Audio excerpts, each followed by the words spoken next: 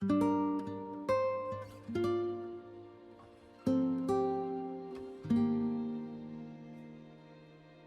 tips would you give a highly emotional person to become more rational and level-headed? Oh, well, it depends. There's a variety of... The first thing I would do if you're highly emotional, like highly emotional, volatile, fly off the handle, a lot of mood variation, a lot of negative emotion, the first thing you might want to think about is whether or not there's actually something wrong with you, like physically. You might be ill, because illness can do that to people, and so you should go get yourself checked out. You know, you might have an inflammatory condition or something like that. And the next thing I would check out is like, are you sure you're not hungry? I'm dead serious about this. I mean, with many of my clients who've been anxious, like a lot of them, they come in and say, I'm so anxious. I had this one client, she'd come in and she'd say, God, you know, I'm so dead at the end of the day. I'm just wiped out. I've got no energy at all. All I can do is lay down. She was like 24. All I can do is lay down and watch like the same movie I watched the night before. Is that normal? I was like, well, no, it's not. So, and I knew this. I said, well, what do you eat? And she said, well, I usually don't have any breakfast. And then I have like a little bowl of rice for lunch. And I usually have something like that for dinner. And I thought, you live on 2 balls of rice a day, and you're wondering why, when you come home at night after a full day's work, you don't have any energy. I said, well, have you considered the possibility that you're starving to death? So, you know, we talked about this. I said, you can't live like that. That's not going to work. How about let's try this for a week? You do this with therapy. You do experiments if you're a behavioral therapist. It's like, you got to come to an agreement with the person. It's like, look, is there some other things you'd eat other than rice? You know, like 4 other things. It's like, we agreed. Maybe she'd eat an egg or something. It's like, or I think it was eggs. And I don't remember what it was. There was a few other things. I said, okay, look, here's what you do. Get up in the morning and like have 2 eggs. You don't have to enjoy them.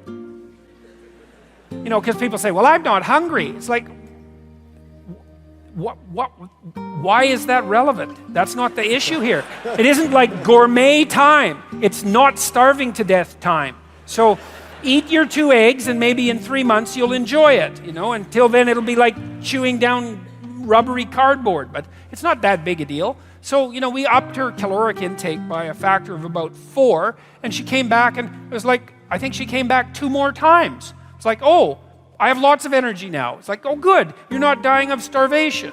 It's like, and I'm telling you, like, if you're a volatile person, try this. Eat a high-protein, high-fat meal in the morning. No sugar. And a big one. Like, have a steak. Have something solid. And doesn't matter if you like it. Who cares? Cook it the night before if you don't want to cook it then. Just try it for a week. And see what happens. My suspicions, I've had half my clients, I would say, have dropped their volatility levels 50% by eating a high-fat, high-protein breakfast. And then also notice that if you are crabby, you know, and volatile and touchy and you can't get along with anyone, go eat something. Like have 2 teaspoons of peanut butter and wait 10 minutes and see if you're still a witch.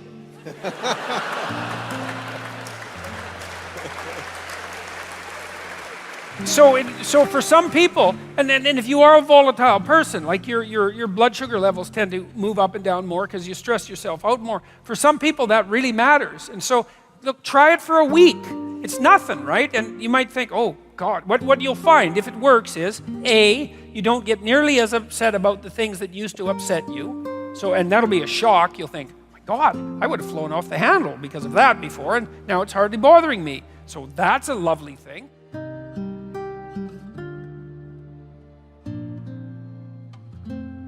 And then the second thing is, if something bothers you, you'll recover way faster. And so that's a good start. And so try that. That's no harm. It's not going to hurt you. Try getting up at the same time every day.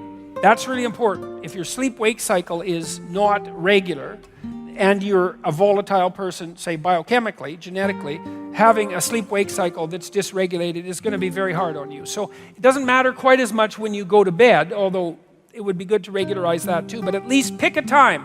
You can pick whatever time you want. Like I would recommend like 8 o'clock or 7:30 because that's what normal people do. And unless you have a really good reason not to be a normal person, you should start by trying to be a normal person if you're being an abnormal person. So try to get up at the same time and try that. You can combine that with eating and see, like my suspicions are 50% improvement virtually immediately with that.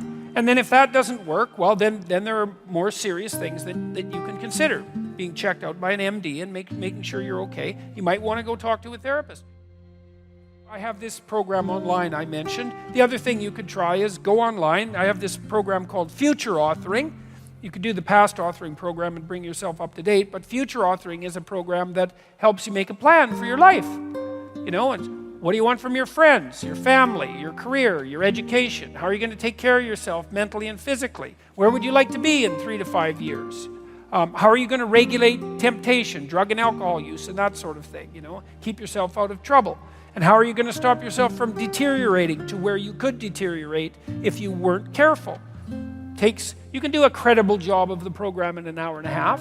You know, it's proved very useful for people. Maybe you're kind of aimless and you need a plan. That's another possibility. So, but don't live with it. You know, there's lots of things you can try. Sleep, that might be number 1. Food, that's number 2. Number 3, talk to someone, a professional, if it's really out of hand. Because what do you want to do? You want to suffer terribly for the next 10 years? And plus, if you do have a lot of excess negative emotion, it's really hard on you psychophysiologically because you produce a lot of stress hormones, and that makes you old. So it's dangerous physically as well. So, and it's hard on your brain. So if you can get it fixed, fix it. And if it has to be medication, then look, man, you're going to be taking medication at some point in your damn life, you know, because you're going to get sick. And my observation of people has been that everybody gets sick. And then what happens? Well, this is eliminating random luck. Some people get sick, and then they do everything they can to not be sick, including taking medication, doing whatever they have to, and some of them get better. And others they don't deal with it. And usually they don't get better. So you swallow your pride and you think, oh yeah, I should be able to handle my problems myself. It's like, yeah, well, maybe you should. But maybe, you know, if you're really depressed and you don't take an SSRI, then one day you jump off a building, and that's pretty much the end of you helping yourself.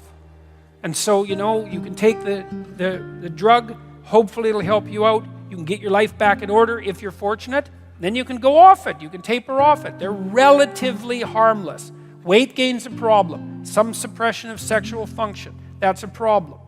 You know, so they're not without risk, but neither is anything else.